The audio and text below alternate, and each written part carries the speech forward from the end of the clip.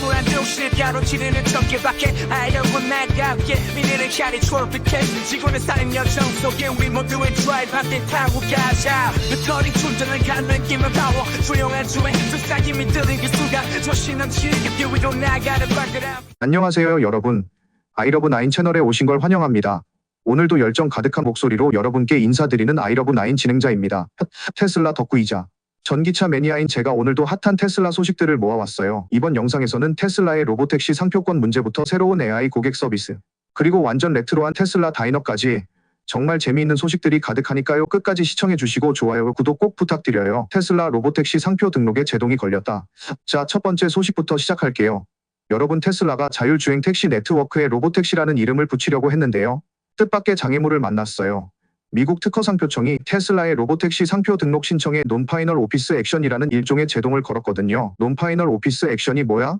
하고 궁금해하실 것 같은데요. 쉽게 말해서 특허상표청의 심사관이 이거 바로 승인하기는 좀 그렇네요 하고 잠정적인 거절을 한 거예요. 완전히 거절한 건 아니고 테슬라에게 이런 문제가 있으니 해결해보세요 라고 숙제를 내준 거죠. 여기서 재밌는 점은 테슬라가 로보택시라는 단어에 대해 두 가지 다른 상표 등록을 신청했다는 거예요. 하나는 자율주행 전기 자동차에 대한 것이고 다른 하나는 자율주행 승차 공유 서비스에 대한 겁니다. 그 중에 지금 거절당한 건 자동차 쪽이에요. 서비스 쪽은 아직 검토 중이라고 해요. 왜 이런 상황이 발생했을까요? 상표법을 조금만 들여다보면 이해가 됩니다. 로보택시라는 단어가 자율주행 택시라는 의미를 너무 직접적으로 담고 있어서 특허상표청에서는 이걸 단순 설명적이거나 일반적인 용어로 판단했을 가능성이 높아요. 쉽게 말해서 전자레인지나 에어컨처럼 제품의 종류나 기능을 설명하는 일반적인 단어는 한 회사가 독점해서 쓸 수 없다는 거죠. 테슬라는 이제 3개월 안에 이 문제에 대한 반박 의견을 제출해야 해요. 아니에요, 로보택시는 우리만의 특별한 브랜드 이름이에요 라고 설득하든지 아니면 다른 방법을 찾든지 해야 할 텐데요. 여기서 잠깐 여러분, 이렇게 테슬라의 최신 소식을 실시간으로 접하고 싶으시다면 지금 바로 구독 버튼과 종 모양의 알림 설정을 눌러주세요. 아이러브9 채널에서는 매주 새로운 테슬라 소식과 전기차 업데이트를 가장 빠르게 알려드린답니다. 자, 다시 로보택시 이야기로 돌아와서요. 사실 이번 상표권 문제가 테슬라의 로보택시 출시 계획 자체를 막지는 않을 거예요.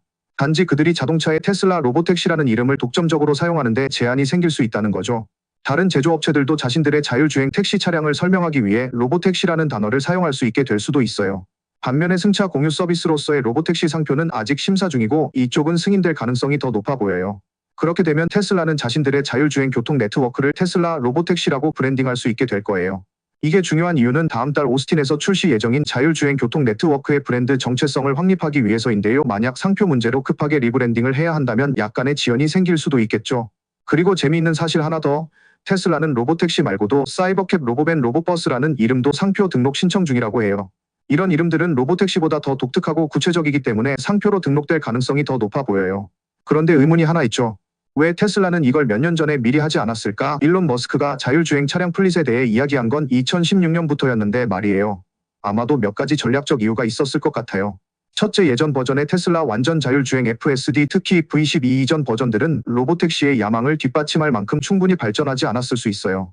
둘째, 실제로 사용하지 않거나 곧 사용할 계획이 없는 상표를 신청하면 나중에 그 상표를 방어하거나 유지하기가 더 어려워질 수 있죠. 셋째, 자율주행 차량이라는 개념은 오랫동안 있어 왔지만 테슬라의 구체적인 계획에 대한 명확한 공개적 이해는 최근 18개월 동안에야 형성됐어요. 너무 일찍 상표를 신청하면 회사가 세부 정보를 공개할 준비가 되기도 전에 불필요한 추측을 유발할 수 있거든요.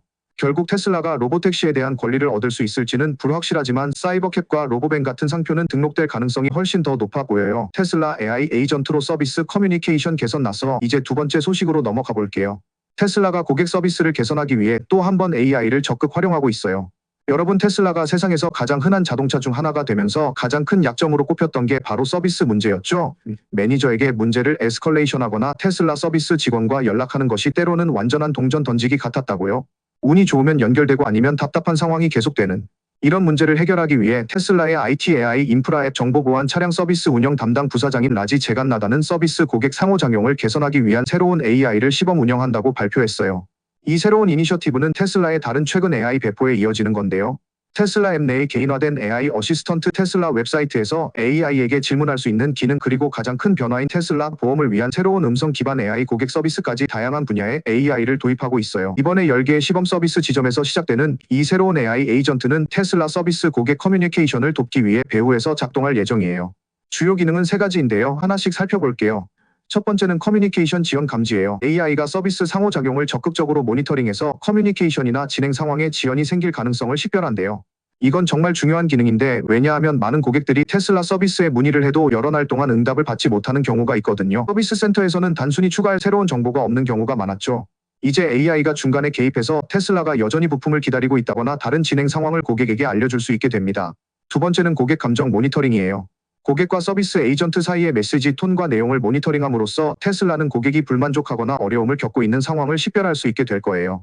예를 들어 고객이 점점 더 짜증이나 좌절감을 표현하는 메시지를 보내기 시작한다면 AI가 이를 감지하고 적절한 조치를 취할 수 있게 되는 거죠. 세 번째는 자동 에스컬레이션이에요. 커뮤니케이션 지연이나 부정적인 감정이 감지되면 AI는 자동으로 문제를 인간 매니저에게 에스컬레이션해서 검토하도록 할 수 있어요. 이렇게 하면 고객이 직접 에스컬레이션을 요청하거나 문제에 대해 화를 내기 전에 문제를 해결할 수 있게 돼요.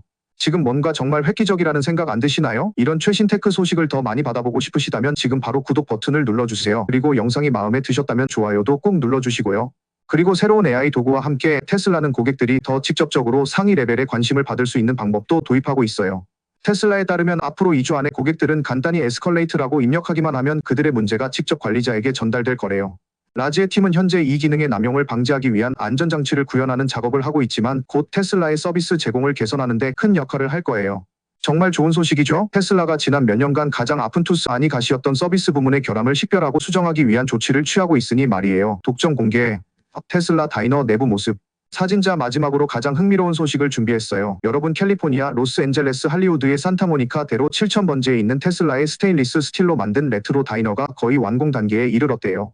최근에는 야외 극장을 위한 거대한 45피트 약 13.7m LED 스크린이 불을 밝히는 모습을 봤는데 내부에서도 생각보다 훨씬 더 많은 일이 진행되고 있었던 것 같아요. 토마스 아다미안이라는 분이 현장을 방문해서 공유한 사진들 덕분에 우리는 거의 완공된 테슬라 다이너의 내부를 최초로 볼 수 있게 됐어요. 우리가 이미 알고 있던 것처럼 이 콘셉트는 레트로 미래주의적 테마를 목표로 하고 있었는데요. 다이너와 슈퍼차저 그리고 현대적인 야외 극장을 결합한 거죠. 하지만 내부의 초기 단계는 단순한 향수 프로젝트를 훨씬 뛰어넘고 있어요. 내부를 살펴보면 클래식한 원형 다이너 스타일의 좌석 배치와 뚜렷하게 현대적인 조명 및 고정물이 매끄럽게 어우러져 있어요. 이건 테슬라의 로보밴과 어울리는 모더니스트 아트데코 느낌을 정말 잘 살린 것 같아요. 단순한 시대물이 아니라 미래지향적이면서도 클래식한 느낌이 공존하는 거죠. 시설은 아직 명백히 공사 중인 상태로 사진에서 자재와 장비가 보이지만 이 사진들은 지금까지 실내 식사 경험이 어떤 모습일지에 대한 가장 좋고 자세한 모습을 보여주고 있어요. 특히 입구가 정말 인상적인데요. 원형 우주선 같은 입구가 있어요. 저희는 문이 포켓 도어처럼 벽 안으로 미끄러지길 바라지만 아마도 표준 도어처럼 안이나 밖으로 열릴 가능성이 높아 보여요. 이것은 또한 테슬라 다이너 간판을 볼 수 있는 첫 기회이기도 해요. 간판은 현관 안쪽에 걸려 있어요. 로고 자체도 아트데코 느낌이 물씬 풍겨요. 문에는 또한 다이너가 24시간 운영된다는 것을 확인하는 표시도 있대요. 창문과 셔터도 다이너의 분위기와 잘 어울리게 스타일링되어 있어요. 배경에서는 사이버트럭의 콘셉트 아트도 볼 수 있어요. 테슬라가 다른 차량들의 아트워크도 포함시켜서 테슬라 스토리를 더 잘 전달하고 식사하는 고객들에게 회사에 대한 내부적인 모습을 보여줬으면 좋겠어요.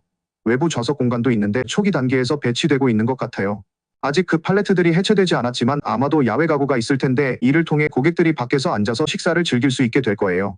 할리우드의 테슬라 다이너는 단순히 충전기가 있는 레스토랑 이상의 모습을 갖추고 있어요. 테슬라 앱과의 기능도 있고 200명의 식사객을 수용할 수 있는 공간과 함께 차내 서비스가 가능한 드라이브인 극장을 이용할 수 있는 능력도 있대요. 테슬라의 원래 계획에는 옥상 좌석도 포함되어 있어 공사 단계가 계속되면 더 많은 것이 나올 가능성이 높아요. 테슬라 다이너에 대한 아이디어는 2023년 테슬라 투자자의 날에 발표됐을 때 시작됐어요. 다이너가 아직 개장하지 않았지만 이미 그 지역의 상징적인 장소가 될 것 같아요. 최근 정치와 관련된 브랜드 혼란 속에서 이 프로젝트는 테슬라의 이미지를 새롭게 할 가능성이 있어요. 충전하는 동안 즐겁고 기억에 남는 장소를 제공하는 거죠. 딱 한 가지 바라는 점이 있다면 음식이 디자인의 창의성과 일치했으면 하는 거예요. 이상적으로는 테슬라가 할리우드에 짓고 있는 것이 북미 전역의 비슷한 다이너들을 위한 청사진이 되고 궁극적으로는 전 세계로 퍼지길 바라요. 독특한 콘셉트와 최고의 위치를 갖춘 이 다이너는 진정한 LA 랜드마크가 되고 현지인과 관광객들 모두에게 꼭 방문해야 할 목적지가 될 것 같아요. 자, 여러분. 오늘도 테슬라의 핫한 소식 3가지를 살펴봤는데요. 어떠셨나요? 로보택시 상표권 문제부터 AI 기반 서비스 개선, 그리고 완전 멋진 테슬라 다이너까지 테슬라는 정말 끊임없이 혁신하고 있는 것 같아요. 이런 최신 테크 소식과 더 많은 재미있는 컨텐츠를 보고 싶으시다면 지금 바로 구독 버튼을 누르시고 알림 설정까지 해두세요. 다음 영상에서 또 만나요. 아이러브9였습니다. 바이바이.